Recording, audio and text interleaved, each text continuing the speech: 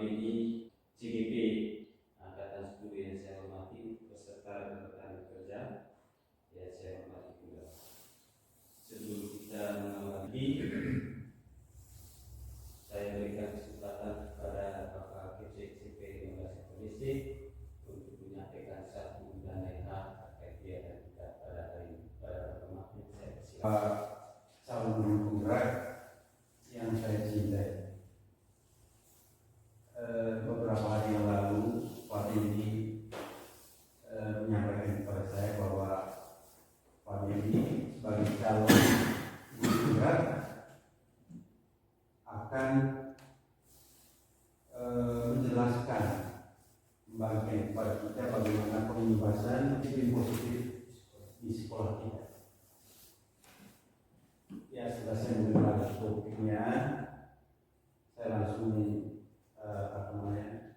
mengingat atau mengerti bahwa budaya positif tentang kedisiplinan di sekolah kita.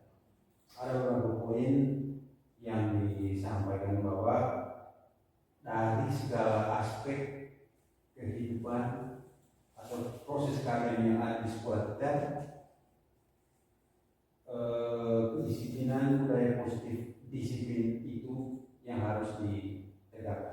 Selamat siang buat kita semua, Bapak dan Ibu yang saya hormati, Bapak Kepala Sekolah dan juga rekan guru-guru hebat yang saya hormati juga. Pada kesempatan ini saya melakukan diseminasi atau pembahasan modul. Kebetulan saya di modul 1.4 tentang disiplin positif, dan tugas ini juga merupakan aksi nyatanya saya, yaitu lewat pembebasan kepada Bapak dan Ibu, khususnya tentang penerapan disiplin positif yang ada di sekolah kita atau lembaga kita. Dan saya akan menyampaikan materi-materi yang akan saya bawakan. Apakah hubungan antara menciptakan suasana yang positif dengan proses pembelajaran yang berpihak pada murid? Pertanyaan teman yang kelima, bagaimana penerapan disiplin saat ini di sekolah kita? Apakah sudah diterapkan dengan efektif? Bila belum, apa yang menurut kita masih perlu diperbaiki? Itu tentang disiplin positif ini. Bukan berarti saya menggurui Bapak Ibu dan kita semua nanti saling diskusi. Pertama, tentang konsep utama modul 1.4 ini tentang budaya positif. Yang pertama nanti tentang perubahan paradigma baru. Yang kedua, disiplin positif. Yang ketiga, kebutuhan dasar manusia. Yang keempat, ada motivasi perilaku manusia, posisi kontrol restitusi, keyakinan kelas, segitiga restitusi. Terkait implementasi dari berpikir secara positif yang diterapkan di lingkungan SMP 15 atau kegiatan apa saja di sekolah.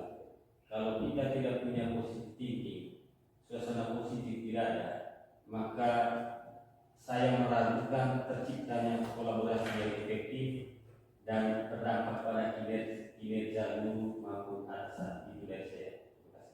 Terima kasih atas jawaban dari pertanyaan pemantik yang pertama yang harus menjadi. Saya mau jawab pertanyaan pemantik yang kedua. Sebagai seorang pendidik atau pimpinan sekolah, bagaimanakah kita dapat menciptakan suasana positif di lingkungan kita sendiri? Kira-kira bagaimana kita sebagai pendidik menciptakan suasana positif di lingkungan kita? Bagaimana caranya? Ya, Ibu Yopi.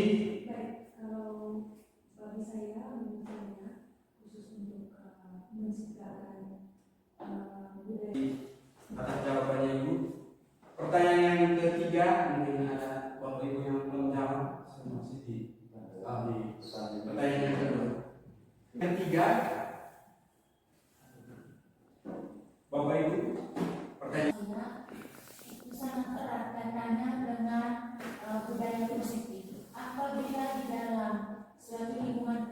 sudah ada budaya positif, dengan sendirinya dalam proses pembelajaran juga pasti akan berjalan dengan aman dan lancar.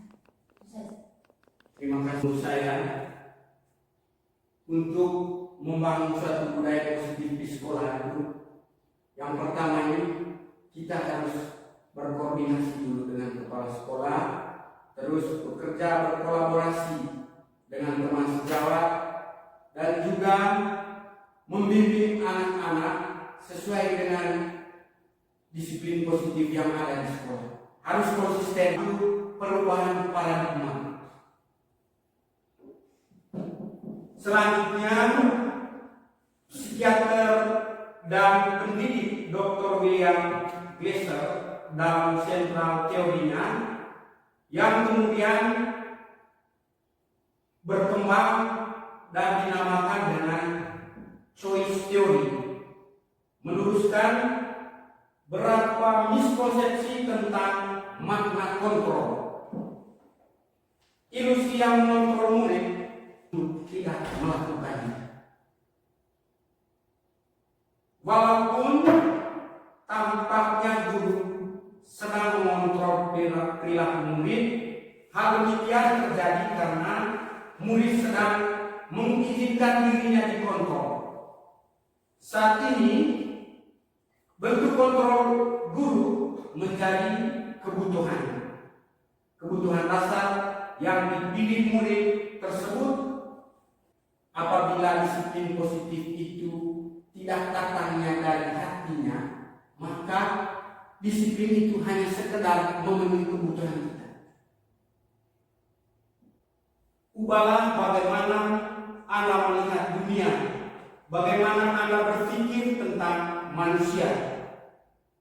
Ubahlah paradigma Anda, skema pemahaman dan penjelasan aspek-aspek tertentu tentang realitas, stimulus dan teori kontrol. Tujuan dari disiplin positif ini, tujuan dari adalah menanamkan motivasi yang ketiga pada murid kita, yaitu untuk menjadi orang yang mereka inginkan dan menghargai diri sendiri dengan nilai-nilai yang mereka percaya. Ketika murid-murid kita memiliki motivasi tersebut, mereka telah memiliki motivasi intrinsik. Sebagai pendidik, tujuan kita adalah menciptakan anak-anak yang memiliki disiplin dari dirinya, sehingga mereka bisa berperilaku dengan mengacu pada nilai-nilai kebajikan universal dan memiliki motivasi intrinsik, bukan ekstrinsik. Dikemukakan oleh Ki Hajar Dewantara maupun Din Gosen, di mana kedua pakar pendidikan mengartikan disiplin sebagai bentuk kontrol diri, yaitu belajar untuk kontrol agar dapat mencapai suatu tujuan mulia. Tujuan mulia di sini mengacu pada nilai-nilai atau prinsip-prinsip mulia yang dianut seseorang. Nilai-nilai kebajikan adalah sifat-sifat positif manusia yang merupakan tujuan mulia yang ingin dicapai setiap individu. Seperti yang telah dikemukakan oleh Dr. William Glasser pada yang pertama, kebutuhan bertahan hidup, kasih sayang dan rasa diterima atau kebutuhan untuk diterima, penguasaan atau kebutuhan pengakuan atas kemampuan, kebebasan atau kebutuhan akan pilihan. Yang kelima itu kesenangan, kebutuhan untuk merasa senang. 3, motivasi perilaku manusia untuk menghindari ketidaknyamanan atau hukuman. Yang kedua, untuk mendapatkan imbalan atau penghargaan dari orang lain, untuk menjadi orang yang mereka inginkan dan menghargai diri sendiri dengan nilai-nilai mereka nilai-nilai yang dalam modul ini akan diperkenalkan program disiplin positif yang dinamakan restitusi. Restitusi adalah proses menciptakan kondisi bagi murid untuk memperbaiki kesalahan mereka sehingga mereka bisa kembali pada kelompok mereka. Tentang disiplin positif yang sebenarnya, intinya disiplin positif ini harus datang dari diri anak itu sendiri, bukan karena dipaksa. Terapkan keyakinan kelas atau disiplin positif di sekolah tidak memaksakan kehendak siswa. Kalau siswa bersalah, kita panggil baik-baik. Itu yang diinginkan oleh pendidikan keyakinan kelas. Mengapa tidak peraturan kelas? Seperti yang saya katakan tadi, peraturan itu dibuat oleh orang-orang tertentu. Misalnya peraturan sekolah. Peraturan sekolah itu pasti dibuat oleh guru dan kepala sekolah. Itu pun kalau guru, orang tua sudah tahu bahwa kami sudah membuat suatu kesepakatan, bahwa kesepakatan ini kami sudah laksanakan dan punya konsekuensi. Kesepakatan yang telah dibuat. Anak-anak, ini keyakinan kelas kita. Kita beri pendapat dari anak. Bagaimana? Misalnya kita sudah buat. Bagaimana anak-anak? Keyakinan yang pertama ini. Apakah anak-anak sepakat dengan keyakinan kelas yang pertama ini? Apabila sepakat, bagaimana konsekuensinya? Baik, terima kasih kepada Pak Beni yang telah mempresentasikan destinasi implementasi disiplin positif di sekolah. Begitu banyak hal baru yang kami terima pada hari ini terkait suasana positif yang dibangun di sekolah untuk diterapkan dalam pembelajaran ataupun di lingkungan sekolah, dan ini juga menjadi bahan refleksi bagi kami semua, kita semua di lembaga ini, untuk kita melihat kembali apa yang telah kita lakukan, terutama hal-hal positif yang berdampak pada keberhasilan anak. Juga pemahaman yang boleh kami terima pada hari ini sungguh luar biasa. Sekali lagi Pak Beni, terima kasih. Mari kita berkolaborasi, kita implementasikan bersama, kita wujudkan impian sekolah kita sesuai dengan visi dan misi. Nah, kita tutup kegiatan kita hari ini dengan doa. Dalam nama Bapa dan Putra dan Roh Kudus. Amin. Terima kasih.